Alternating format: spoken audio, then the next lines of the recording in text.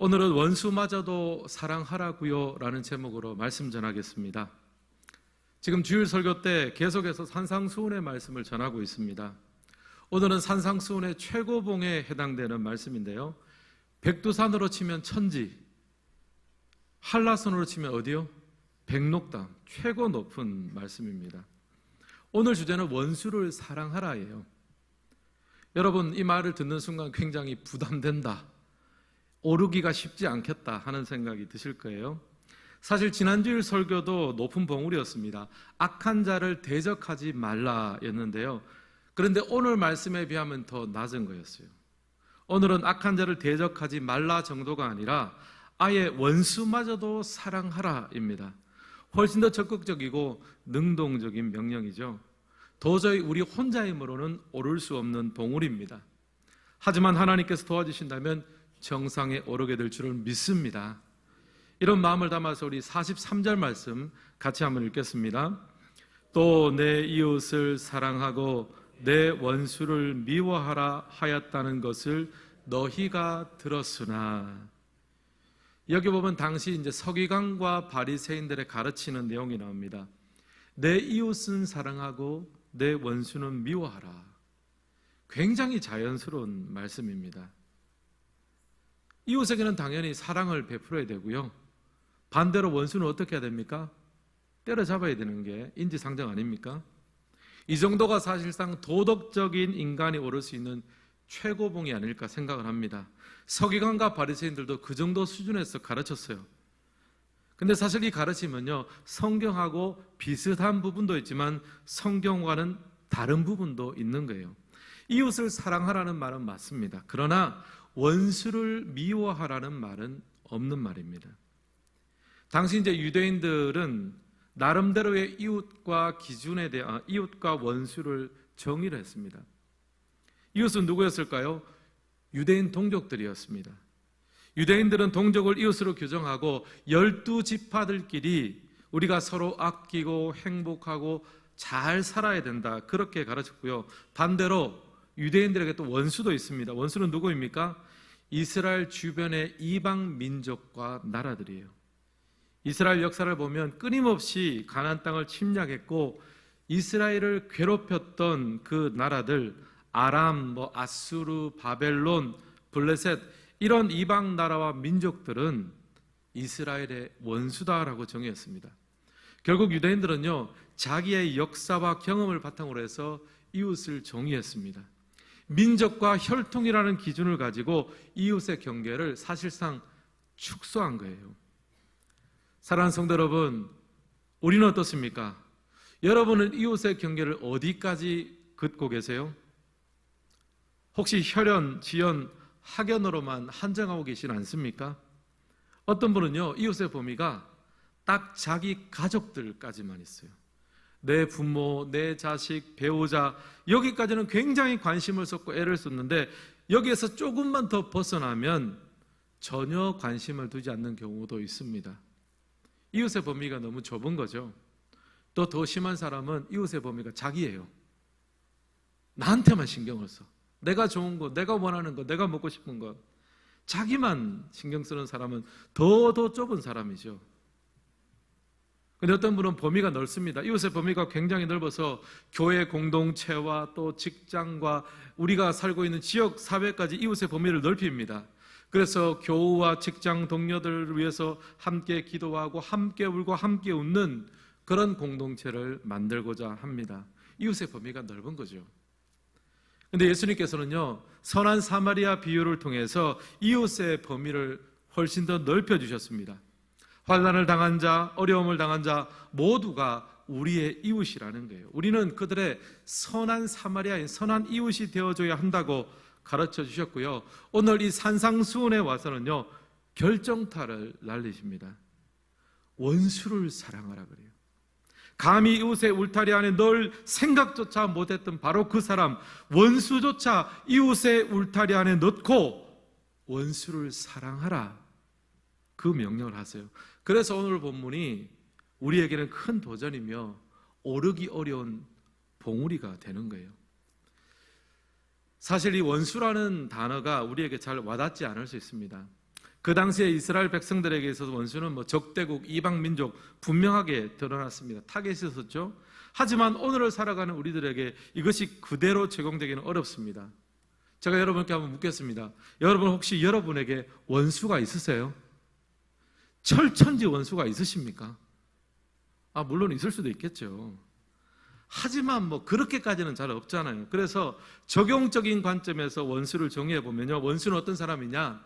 내게 손해를 입히고 나를 이유 없이 억울하게 만들고, 그래서 볼 때마다 미운 마음이 드는 바로 그 사람이 적용적인 차원에서 우리에게 원수가 된다라고 정의해 볼 수 있습니다. 오늘 예배 드리시는 모든 성도님들은 주님의 도우심으로 말미암아 원수 같은 사람들마저도 사랑할 수 있는 그런 성도님 되시기를 주님의 이름으로 축원합니다. 이런 맥락에서 오늘 말씀을 보면서 원수를 사랑하기 위해서 해야 될 일을 세 가지로 한번 정리를 해보았습니다. 첫 번째, 원수를 사랑하기 위해서 해야 될 일은요, 기도예요. 하나님의 개입을 요청하는 것입니다. 1번 함께 읽겠습니다. 기도, 하나님의 개입 요청하기.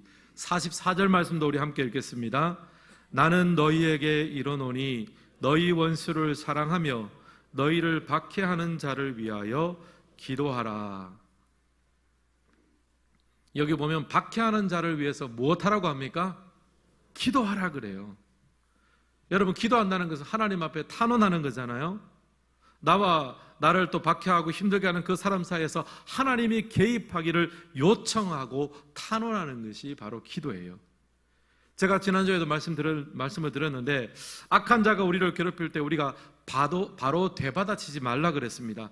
그 자극을 받았을 때 반응할 수 있는 사이를 넓히라 그랬습니다. 그 자극과 반응 사이에 무엇으로 채워야 됩니까? 기도로 채우라는 거예요. 기도함으로 하나님의 뜻을 구하고 하나님의 개입을 요청하라는 말씀입니다. 여러분, 오늘 주제가 원수를 사랑하라잖아요. 여러분, 나를 힘들게 하고 어렵게 만드는 그 사람을 위해서 기도를 시작하는 것, 그 자체가 벌써 사랑의 첫걸음이 될 줄을 믿습니다. 기도가 사랑이에요. 여러분, 그렇다면 우리를 힘들게 하고 어렵게 하는 그 사람을 위해서 기도하는 것이 쉽습니까? 아니면 어렵습니까? 표정을 보니까 어려워 죽겠습니다 하는 표정이에요. 자, 1번 쉽습니다. 2번 어렵습니다. 3번 불가능합니다. 몇 번 선택하시겠습니까? 2번은 선택을 해야죠. 3번 선택하면 너무 슬프잖아요. 어렵죠.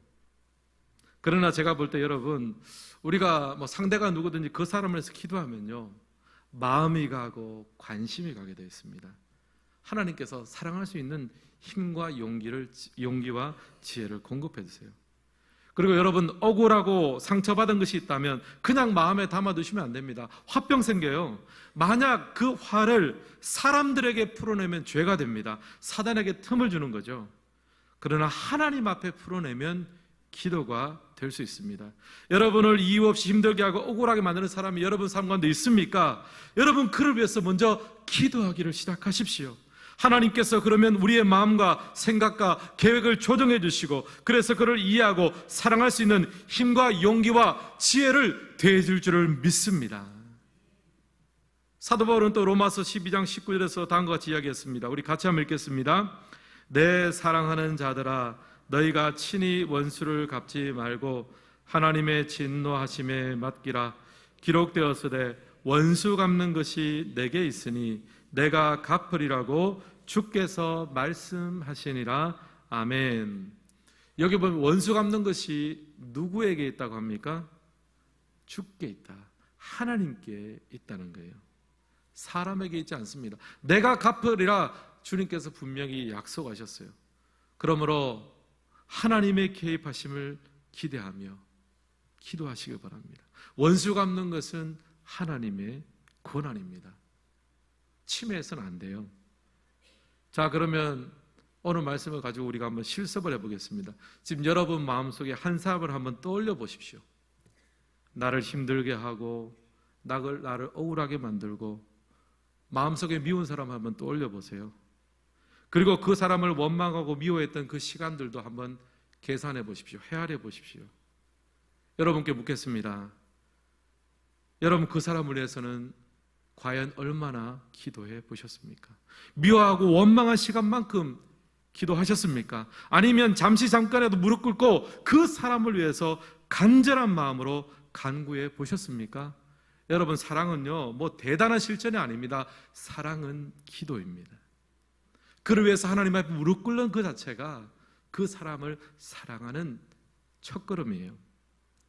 그리고 심리학자들이 주장하는 것이 있습니다. 뭐냐 하면요, 사람은 자기가 미워하는 그 사람을 점점 닮아간대요.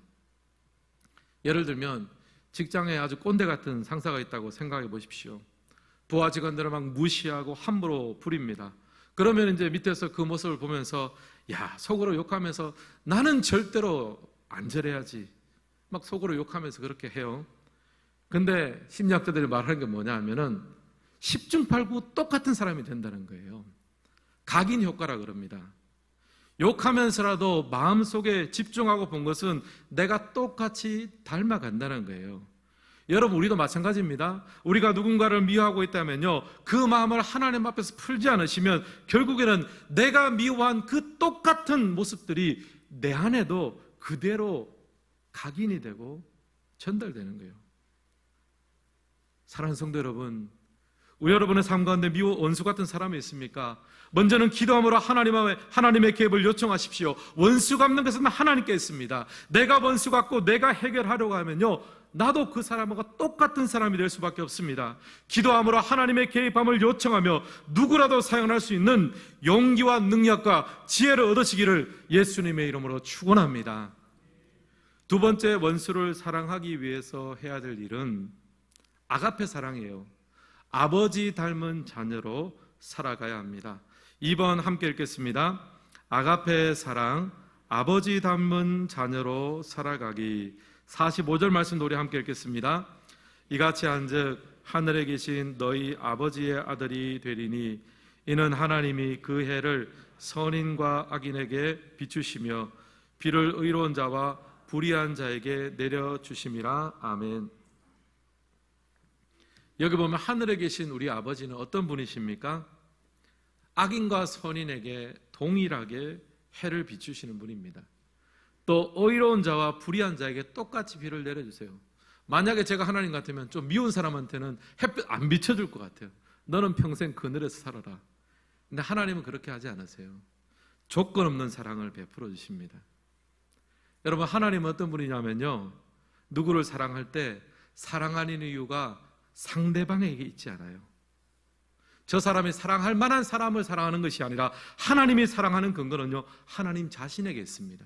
하나님에게 충만한 그 사랑과 그 은혜와 축복이 그 사랑을 받아야 되는 사람의 조건과 환경과는 전혀 상관없이 그냥 하나님이 사랑하시겠다고 하면 무조건적으로 사랑하시는 거예요. 이것이 바로 아가페 사랑입니다.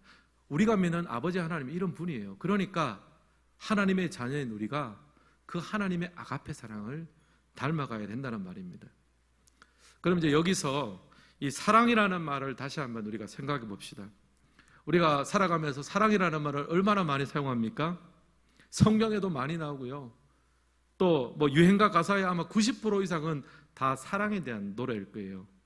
그런데 여러분, 우리가 세상에서 경험하는 대부분의 사랑은요, 조건적인 사랑입니다. 여러분 왜 옆에 있는 또 다른 사람들을 좋아하고 관심이 가고 사랑합니까?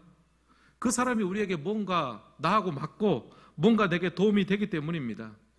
어떤 사람은 내 말을 잘 들어주고 공감을 잘해주기도 하고 그래서 좋아하고 사랑하고요. 어떤 사람은 재정적으로 도움을 주기 때문에 좋아하고 사랑합니다. 우리는요, 사랑받을 만한 사람을 사랑하는 거예요. 조건적인 사랑입니다. 반대로 상대가 그 조건을 충족시켜주지 못하면 어떻게 됩니까? 한순간에 그 사람은 나의 이웃이었다가 나의 원수로 변하는 거죠. 여러분 생각해 보십시오. 이해관계가 잘 맞을 때는 이웃입니다. 좋은 관계를 유지합니다. 하지만 조금이라도 내게 손해가 되거나 나를 서운하게 하면 하루아침에 이웃에서 원수로 전락해 버리는 거예요. 완전히 조건이어야 된 조건에 의해서 사랑이 결정됩니다. 사랑하느냐 마느냐가 내 안에 있는 것이 아니라 상대방이 어떻게 하느냐에 따라 달려있죠. 이거 완전히 조건적인 사랑이고 하나님 사랑하고는 전혀 상관이 없습니다.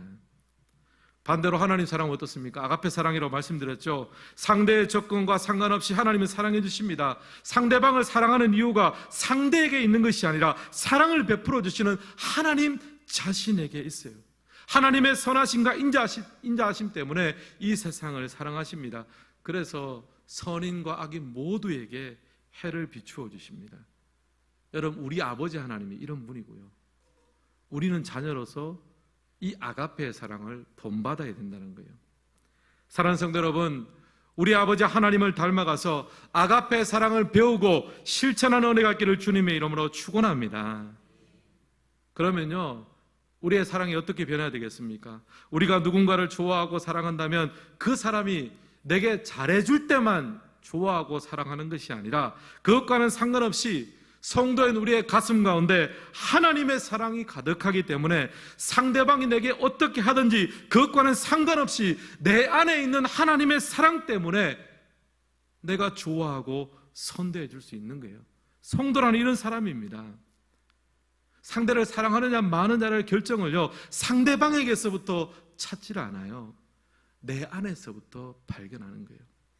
여러분, 우리 안에 예수님의 사랑이 있지 않습니까? 나를 위해 십자가에 죽으신 하나님의 사랑이 우리 성도들의 심령 가운데 가득하게 되기를 주님의 이름으로 축원합니다. 그 가득한 사랑이 흘러넘쳐서 어떤 사람이라도, 심지어 나를 힘들게 하는 원수 같은 사람조차도 우리가 먼저 십자가 사랑의 빚진 자가 되어서 품고 사랑하려고 애쓰는 모습, 이런 사람이 바로 성도이며 크리스찬이에요. 우리가 꼭 그렇게 다 살지는 못하더라도 여러분, 정답은 우리가 알고 있어야 됩니다. 그런 사람이 세상 속에서 빛과 소금의 역할을 감당할 수 있습니다. 우리 46절 말씀도 우리 같이 한번 읽겠습니다. 너희가 너희를 사랑하는 자를 사랑하면 무슨 상이 있으리요? 세리도 이같이 아니하느냐? 여기 보면 예수님이 굉장히 뼈아픈 지적을 하고 있습니다. 너희를 사랑하는 자만 너희가 사랑하면 이게 무슨 상이 있겠느냐는 거예요. 세리도 그렇게 한대요. 세리는 당시에 죄가 많고 허물이 많은 대표자입니다. 그런 사람조차도 자기를 좋아해주고 자기에게 관심을 가지고 자기를 사랑해주는 사람은 사랑한대요. 근데 그렇게 좁아빠진 사랑을 하면 이게 너희가 사랑하는 게 무슨 상급이 있겠느냐, 그 말씀을 합니다. 여러분, 한번 생각해 보십시오. 우리를 좋아하는 사람만 사랑한다면 그것은 사랑이 아니에요. 계산입니다. 사랑한다고 착각하지 마세요. give and take를 하는 거잖아요. 저 사람이 내게 유익이 되고 뭔가 좋은 것을 줄 때만 사랑하고 그렇지 않을 때 끊는 것은 사랑이 아니죠. 그것은 계산입니다. 여러분, 사실 우리 마음속에 이런 계산기 하나 정도는 다 가지고 있지 않습니까? 그 계산의 결과를 가지고 이웃과 원수를 나누는 것이 오늘의 삶입니다. 그렇게 하면 무슨 상급이 있겠느냐, 예수님께서 지금 통렬하게 지적하고 있는 거예요. 예수님은요, 하나님처럼 아가페의 사랑을 베푸는 것이 우리의 진짜 상급이라고 말씀하십니다. 너희가 사랑하는 자만 사랑하면 무슨 상이 있으리요? 너를 사랑하지 않는 사람, 그 사람도 사랑해야, 그래야 이 세상보다 훨씬 더 나은 의고 하나님 앞에서 너희의 상급이 될 것이다. 지금 그 말씀을 하고 있습니다. 여러분, 앞으로 여러분의 삶 가운데 미운 사람, 보기가 싫은 사람, 여러분이 만나고 눈앞에 볼 때마다 마음속으로 그렇게 생각하십시오. 저기 내 상급이 있구나. 말씀은 하시면 안 됩니다. 마음속으로만 생각하세요. 그게 우리의 상급이에요. 옆 사람과 한번 인사 나누겠습니다. 당신이 나의 상급입니다. 너무 정색하고 말씀하시면 큰일 납니다. 그런 마음으로 서로를 대하라는 말씀이에요. 사랑하는 성도 여러분, 우리의 아버지 하나님은 어떤 분입니까? 아가페의 사랑을 가지신 분이십니다. 사랑의 조건이 상대방에게 있는 것이 아니라 하나님 자신에게 있는 거예요. 여러분, 우리가 이 아버지 하나님을 닮아가는 자녀가 아니겠습니까? 아가페의 사랑을 추구해야 됩니다. 마음속에 있는 계산기 내려놓으세요. 계산하지 말고 하나님의 아가페 사랑으로 우리를 무장하는 오늘 이 시간 되시기를 주님의 이름으로 축원합니다. 마지막 세 번째로 원수를 사랑하기 위해서 해야 할 일은요, 하나님을 신뢰하는 거예요. 나를 온전케 하실 주님 신뢰하기. 3번 같이 한번 읽습니다. 신뢰, 나를 온전케 하실 주님 신뢰하기. 앞서서 원수를 사랑하기 위해서 해야 될 것을 두 가지로 말씀드렸죠. 첫 번째는 기도로 하나님의 개입을 요청하는 겁니다. 예수님은 핍박하는 자를 위해서 기도하라고 하셨습니다. 그런데 여러분, 우리가 무슨 죄로 원수를 사랑할 수 있겠습니까? 하나님의 역사와 도움이 필요한 거죠. 기도로서 하나님의 개입을 요청해야 됩니다. 둘째는 조건 없는 사랑을 베풀어 주신 하나님, 그 하나님을 우리가 닮아가야 합니다. 우리 아버지 하나님은 선인이나 악인 모두에게 햇빛을 비추어 주십니다. 누군가를 사랑할 때 상대방의 조건이나 상태를 보고 저 사람을 사랑할까 말까를 결정하지 않으세요. 하나님 그 자신 안에 있는 선함과 사랑으로 죄와 허물 가운데 죽어있던 우리를 살리시고 끝까지 사랑해 주셨습니다. 여러분이 하나님의 은혜를 힘입어서 마음속에 있는 계산기를 부수어 버려야 돼요. 하나님의 자녀로 그 아가페 사랑을 배워 나가야 합니다. 닮아야 합니다. 마지막으로 원수를 사랑하기 위해서 해야 될 일은 하나님을 신뢰하는 일입니다. 하나님은 원수 같은 사람들을 통해서도 우리의 삶을 온전하게 빚어가는 역사를 이루세요. 그 하나님을 신뢰해야 합니다. 우리 48절 말씀 같이 한번 읽겠습니다. 그러므로 하늘에 계신 너희 아버지의 온전하심과 같이 너희도 온전하라. 여기 보면 너희 아버지의 온전하심과 같이 너희도 온전하라라고 합니다. 이 온전이라는 말이 사실 좀 부담스럽죠. 영어로는 perfect, 완벽하라 그래요. 하나님이 완벽하다 그런 것은 우리가 충분히 알고 동의하겠는데 너희도 그처럼 완벽하라 그러면 이게 참 어려운 일입니다. 이 말은 이 세상에 우리가 다 완벽하게 살 수는 없지만 하나님의 온전하심이 성도의 삶의 기준이 된다는 거예요. 정답은 알고 살자는 거죠. 정답을 다 맞출 만한 능력은 없지만 정답은 알고는 살아야 된다는 거예요. 여러분, 구약성경 사무엘상 1장에 보면 한나라는 여인이 나옵니다. 한나는요, 불임으로 고통을 받고 있었어요. 사무엘상 1장 6절 말씀 우리 같이 한번 읽겠습니다. 여호와께서 그에게 임신하지 못하게 하심으로 그의 적수인 브닌나가 그를 심히 격분하게 하여 괴롭게 하더라. 아멘. 한나는 아이를 갖지 못해서 굉장히 힘들었습니다. 근데 둘째 부인 브닌나가 있었는데 이 브닌나가 한나를 굉장히 격분하게 만들었습니다. 여러분, 한나에게 있어서 브닌나는요, 분명히 원수 같은 존재입니다. 한나를 힘들게 만들고 상처 주고 격분하게 만들었습니다. 근데 성경을 보면요, 참 희한하죠. 한나가요, 원수 같은 사람 브닌나를 만나서 기도가 깊어져요. 원수 같은 사람을 만나서 아프고 상처 입고 힘들어졌는데 그때 하나님을 제대로 찾아요. 그렇게 깊은 기도, 그렇게 제대로 한 기도를 통해서 얻은 아들이 바로 위대한 선지자 사무엘입니다. 만약 여러분 한나가 자기를 괴롭히는 브린나를 만나지 못했다면 아마 사무엘도 없었을 거예요. 어떤 의미에서 한나는 브린나를 만나서 온전한 기도와 온전한 헌신을 배웠습니다. 아마 그 전에 기도는요, 그냥 아들을 달라고만 기도했을 거예요. 근데 브린나를 만나고 나서 깊어지고 넓어지고 나니까 이제는 그렇게 받은 아들을 하나님 앞에 드릴 마음을 가지게 되었습니다. 온전하고 성숙해진 거죠. 사랑하는 성도 여러분, 하나님은 우리의 인생길에서 때로는 원수 같은 사람을 만나게 하십니다. 그리고 그 사람을 통해서 내가 얼마나 부족한 사람인지, 내가 얼마나 약한 사람인지를 깨닫게 하십니다.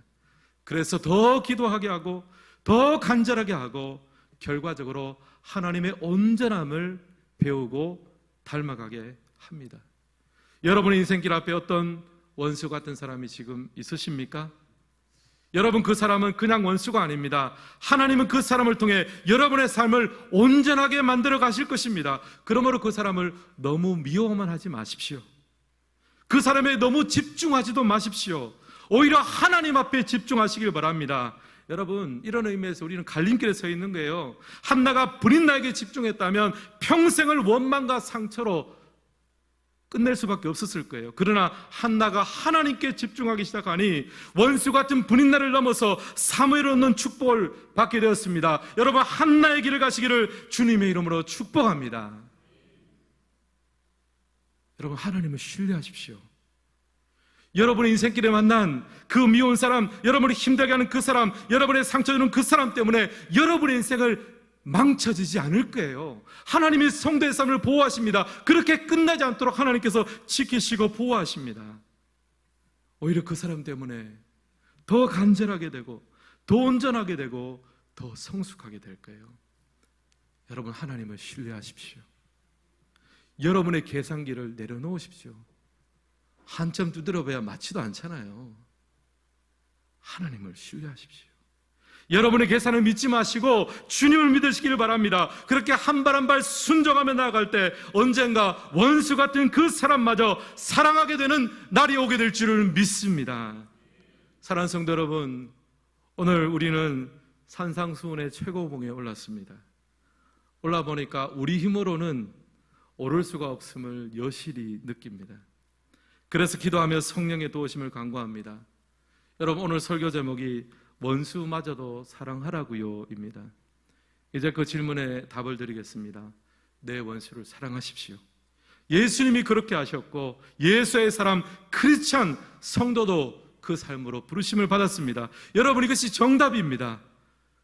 우리가 정답을 알고 살아가야 되지 않겠습니까? 비록 정답을 다 맞출 만한 능력은 없지만 정답을 알고 사셔야 됩니다. 그리고 정답된 이 말씀을 붙들고 한 걸음 한 걸음 나아가십시오. 하나님이 도와주십니다. 언젠가 이 말씀이 우리의 삶 가운데 이루어지게 하십니다. 그러면 마침내 세상은 순종하는 그리스도의 삶을 통해 성경 속에서만 존재하던 빛과 소금이 바로 여기 있노라고 발견하게 될 거예요. 여러분, 언제까지나 이 성경 속에만 빛과 소금이 있다고 가르치기만 하면 되겠습니까? 여러분, 우리가 이 말씀을 붙들고 순종하며 나아갈 때 성경 속에 있던 이 빛과 소금이 세상 가운데 노임받는 은혜가 우리의 삶을 통해서 이루어지기를 주님의 이름으로 축원합니다. 그럴 때 하나님께 영광이 되는 것이고, 이 세상이 가진 의보다 더 탁월한 의가 이 하나님을 믿고 닮아가는 하나님의 백성들을 통해서 우리 삶 가운데 펼쳐져서 이 모든 은혜와 능력이 우리 모든 성도의 삶에 아름답게 이루어지시기를 주님의 이름으로 축원합니다.